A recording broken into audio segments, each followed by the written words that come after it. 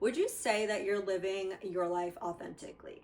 This is a new buzzword that's going around. Everybody's talking about wanting more authenticity in their lives, wanting the people that they follow to be more authentic. But what does authenticity even mean? If you look up the actual definition of authenticity, it's really vague. It literally just says the quality of being authentic. That doesn't really give us much. But if you ask AI or Gemini, I guess, since I use Google, I'm going to read you what it says authenticity is.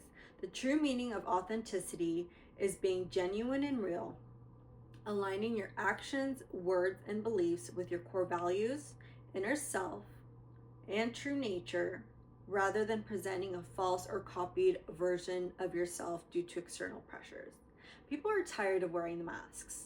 People are tired of being someone that they are not, and just wanting real, true, genuine connection and to be accepted for who they are exactly as they are. And yet, not a lot of people actually live their lives authentically because we all want to fit in. We all want to be a part of a group, and that's really been ingrained in us from the beginning of time because being a part of a group meant survival. But lucky for us, we now get to choose the groups that we want to be a part of. But so many are still holding on to groups that don't feel aligned because it's comfortable. It's easy to stay in something that you know rather than taking the mask off and showing your true self and then having that fear of being rejected by the group, no longer accepted by that group or made fun of. But if you are somebody that is craving real connection, then taking off that mask is necessary. Because if you are somebody that is craving those genuine connections, then by wearing those masks, you're not giving people the opportunity to get to know the real you. You're still acting in a way that's not true to you because it's habit by now, and you're going to keep continuing to attract people that are not aligned to who you actually are. If you have gotten so caught up in the roles that you play in other people's lives and the masks that you've been wearing during this whole time, you may be at a point where you're just like, I have no idea who I even am anymore. And then this video is going to help you start connecting back to yourself again. Welcome. My name is Mayra, and I help women start living their lives for themselves again. On this channel, we discuss topics on self-discovery, healing the feminine, and becoming the best version of ourselves. So if that's something that interests you, make sure you subscribe to my channel, and let's get on to the video. Today, I'm going to be giving you 5 things that you can do to start living your life more authentically, because gone are the days of pretending to be someone that you're not. Number 1, spend intentional time alone. Keyword being intentional. So if you like to watch shows or be on social media, this isn't what I mean with intentional time. Those I feel are distractions. They do serve a purpose, but for what we're trying to do here, it's not really beneficial. The reason why it has to be alone is because you only have to worry about yourself and what you want to do. When we bring other people along, then we're worried about, like, is this something that they're enjoying? Are they bored? Are they ready to go? This time is for you to figure out what it is that you like doing, especially if you really feel like you've lost yourself. Also, if you have a hard time spending time alone. If you're not sure where to start, think about the things that you used to like doing as a child or as a teenager, or just a younger version of yourself where you used to just lose track of time. And it's going to look different for everybody. That's the whole point of this, right? With authenticity, is just figuring out what it is that you like doing. So some examples could be learning to play a new instrument, going and taking a dance class, joining a tennis club, joining a chess club, going to a restaurant that serves your favorite food. There's so many possibilities, honestly. It really could just be trial and error, but the whole point is just to connect back with yourself and spend that time with yourself and doing the things that you like doing because they bring you joy and enjoyment. And if you are someone that already tends to spend a lot of time alone, this is a perfect opportunity for you to get get to know new people, because if you decide to join some type of a club of something that interests you, you have all of these new people that you can get to know and have something in common with. And also the perfect opportunity for you to practice being your authentic self, because as they're getting to know you, they're getting to know you. So you can be who you are, and you can start deciding like, hey, this person fits and they're accepting of me, or no, I feel like I feel myself starting to put my mask back on, so maybe they're not a safe person for me. So you can decide, you know what, that's not my friendship. It's giving the opportunity to put authenticity into practice. Number 2 is reflection. So in order for you to start living your life authentically, you have to take inventory of where you are in life right now, and the things that you're happy with and the things that you would like to change. Because how can you change something if you don't know what you want to change? A really helpful tool for this is the Wheel of Life. If you just search that, it'll come up. It's just a circle with different categories, and you can rank those categories. You can decide how you want to rank it, but for example, 1 to 10, 1 being not happy at all to 10 being couldn't be better, and rate each category and where you are, and then reflect on each of those categories. What about this is making you happy, or why are you satisfied with this, or why did you give it that number? And then you can decide what area you would like to focus on, and just move on by each category, just depending on what's most important to you in that moment. Another way that you can reflect is morning pages.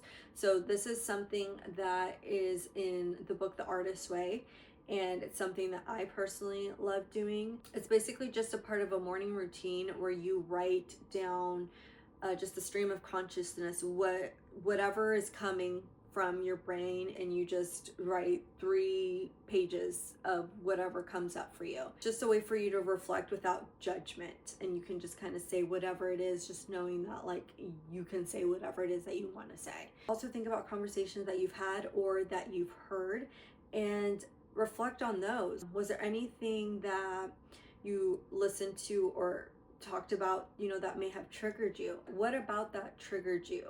Was it a belief that was challenged? Where did that belief come from? Did this come from your caregivers and it's all you've ever known, and now somebody came out with like a new belief and it's challenging everything you've ever known? Is this belief serving you? Is this something that you would like to change, or something that you agreed with or really resonated with you? What about it resonated with you? Is this now a new way of thinking, a new perspective that you're wanting to adopt? Just sitting down and giving yourself the time and actually feel into what sat right with you and what didn't, and why, and just understanding it and deciding for yourself what feels right to you. If you're somebody who, whenever you need to make a decision, you go outside of yourself, meaning you go and ask other people for advice, then self-reflection is a really good way for you to start learning how to make decisions on your own. Because when you're looking to other people for advice, then that means you're not trusting yourself. People can only give you advice based off of their life experiences or the lens that they see life through.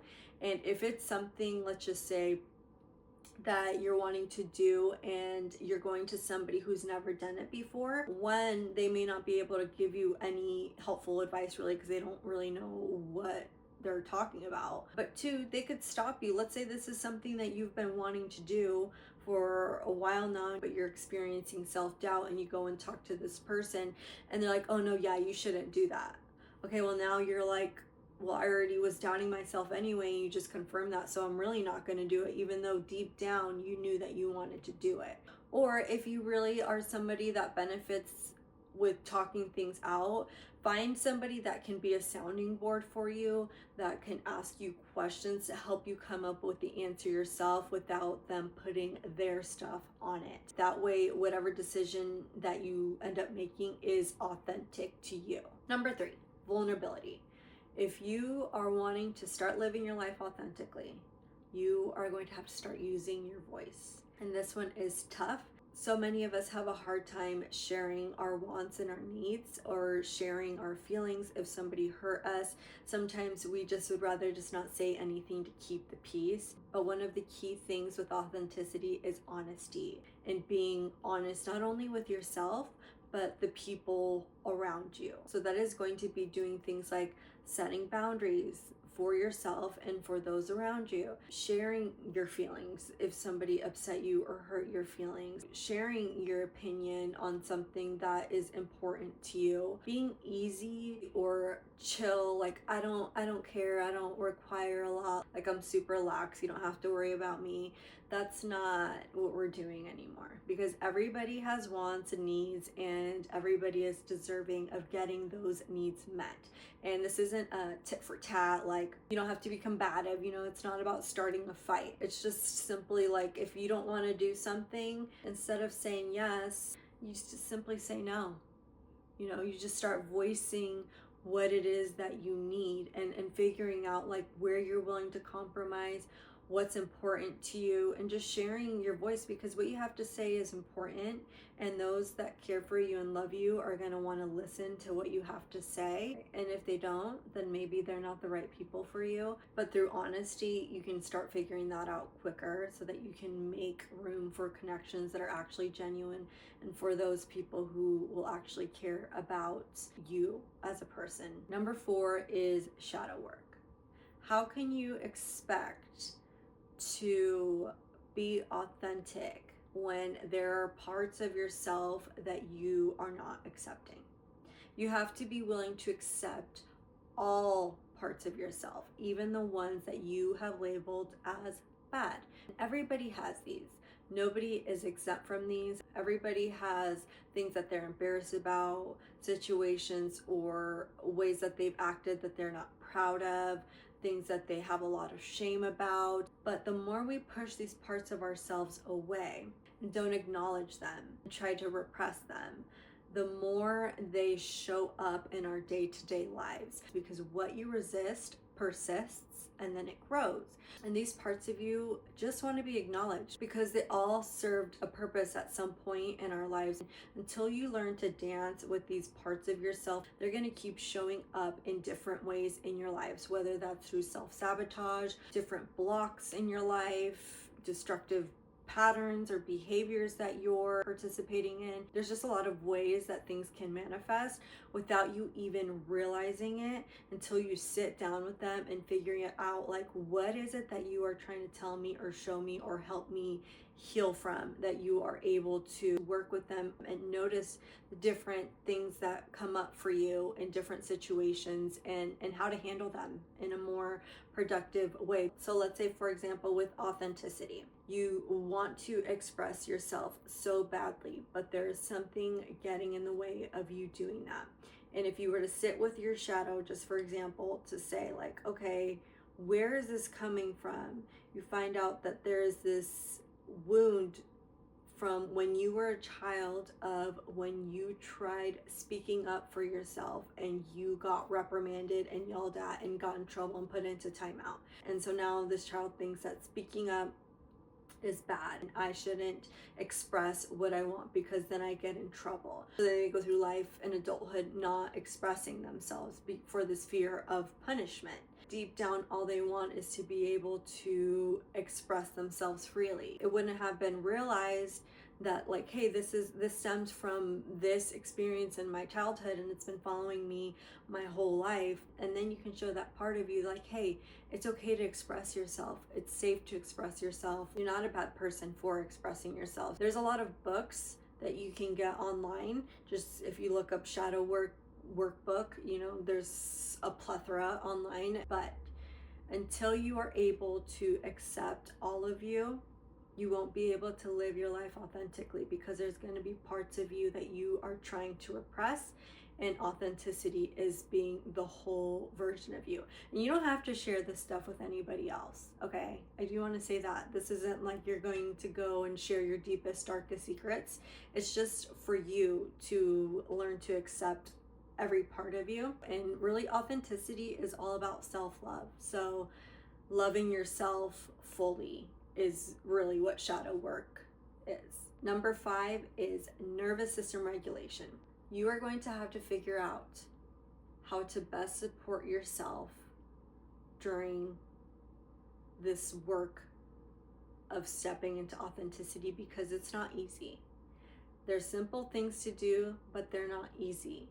Being honest with yourself and the people around you, it is going to bring up so many emotions, so many blocks, so many things that you didn't even realize would come up. You're going to be having hard conversations. You're going to be being vulnerable and sharing things that maybe you haven't shared with anyone else before, like your feelings. You know, if somebody pushes down all of their emotions, that could be really hard. You're going to face rejection. You're going to realize that some people really don't care to know who you are as a person, or who will accept you fully for your most authentic self, you know, and that can be hurtful. So it's really important for you to be your own best advocate and learn how to connect with your body, to know, like, hey, something is coming up here. What can I do to regulate myself? Getting to know your body and figuring out where in your body you feel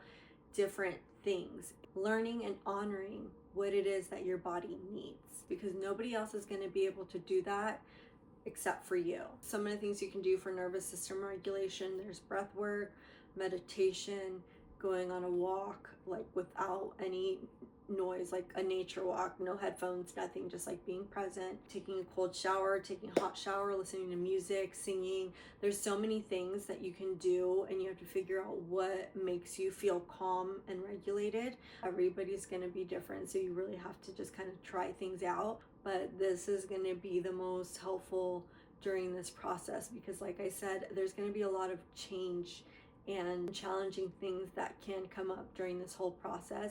So just figuring out how you can best support yourself during this whole thing, because as hard as the work is, it's really rewarding when you can be yourself and have that freedom within yourself to be you, and be okay with people maybe not liking you or accepting you, and finding the people that do, and really just honing in on those relationships, because those are the ones that matter. The people who see you for who you are and accept you fully. So those are 5 things that you can try doing to start living your life more authentically. Leave down in the comments one of the things that you're going to try. And if you feel like you're ready to start living your life more authentically, but you just know that you're going to need support through this process, I'll leave the link down below so that we can hop on a discovery call. I also have a free workbook that you can download on how you can start living your life more authentically and for yourself.